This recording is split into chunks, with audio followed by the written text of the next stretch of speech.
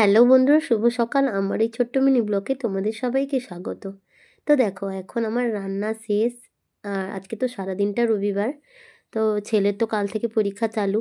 আজকে একটু বলছে, মা চলো আমি পার্কে যাব। তো দেখো, মা ছেলে যথারীতি, ছেলে তো আগে দেখলে বেরিয়ে গেল, এখন আমিও বেরিয়ে যাচ্ছি। ভীষণ দুষ্টুমি হয়েছে, একদম শোনে না। সকাল থেকে একটু পড়াতে বসিয়েছিলাম। তো দেখো, তোমাদের সাথে কথা বলতে বলতে পার্কে পাশেই একটা স্লিপ চাপা আছে। ওই স্লিপে খালি ও বলে স্লিপটা চড়তে ভালোবাসে। দুপাশে আছে পার্ক, কিন্তু এখানে দেখো আমি সাইকেলটা এসে দাঁড় করে দিয়েছি। আর এটা একটা খেলার মাঠ, বাচ্চারা যথারীতি খেলাধুলো করছে। আর এই পার্কে শুধু স্লিপ আছে, চপার বাচ্চাদের খেলার মাঠ আর এই স্লিপটা। তো দেখো, বাবু এই স্লিপটায় পাথরের স্লিপ বলে ও চাপতে খুব ভালোবাসে। তো দেখো, ও চলে এসছে। একটু রোদ্দুর হয়ে গেছে, এখন তো ঘড়ির কাঁটা বাজে 12টা বাজে, জানো তো।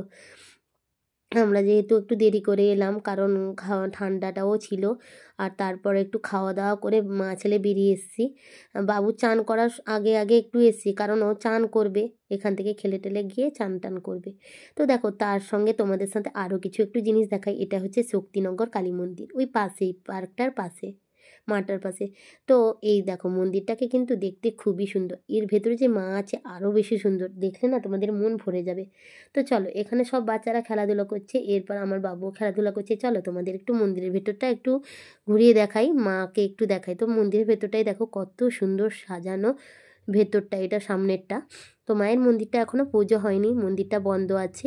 আমরা তো এখন একটু, এই দেখো মায়ের মন্দির, মাকে দেখে নাও। মা এত সুন্দর, মাকে দেখতে সুন্দর করবে, দেখো মাকে দারুণ লাগছে। কিন্তু এখনও মায়ের পুজোটা হয়নি, হবে হয়তো।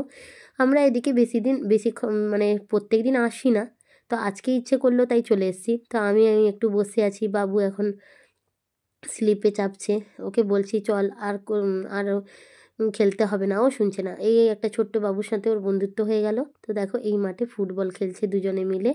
আমারও খুব ভালো লাগলো। ও তো কাউকে পায় না, ভাড়া ঘরের মধ্যে থাকি, কাউকে বেশি পায় না জানো খেলাধুলো করতে। তো এর সঙ্গে যখন বন্ধুত্ব হয়ে গেল, ও বলছে মা একটু দাঁড়িয়ে যাও, আমি একটু খেলি।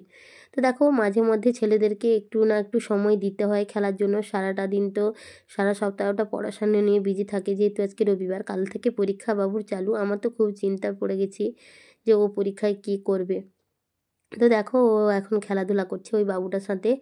দুজন একই বয়সী, ছোট ছোট্ট বাবু সোনার সাথে একদম, ও ছোট, দুজন খেলাধুলা করছে। আমার খুব মজা পাচ্ছি।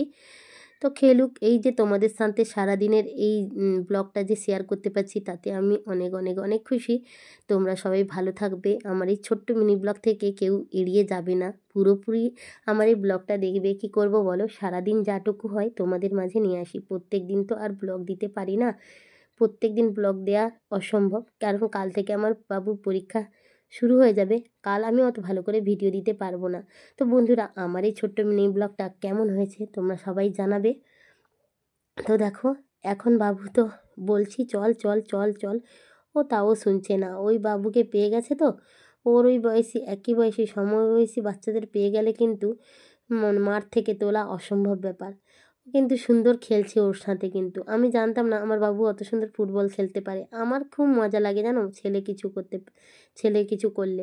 তো দেখো, আজকের মতো এখানে আমাদের তো ব্লগ তো শেষ করতে হবে, বাড়ি যেতে হবে। তো আমরা খেলে টেলে বাবুকে নিয়ে চলে এসেছি বাড়িতে। দেখো, এবার চলে এসেছি, বাবু এবার চান করবে, খাবে দাবে। বাবু তো পাগল। তা রবিবার আমি ওকে কোনো সময় বেশি নিয়ে যাই না জানো, ও সব সময় বলে। তো আজকের মতো বন্ধুরা, ব্লগ থেকে আসছি, পরের ব্লগে তোমাদের সাথে দেখাবে। টাটা।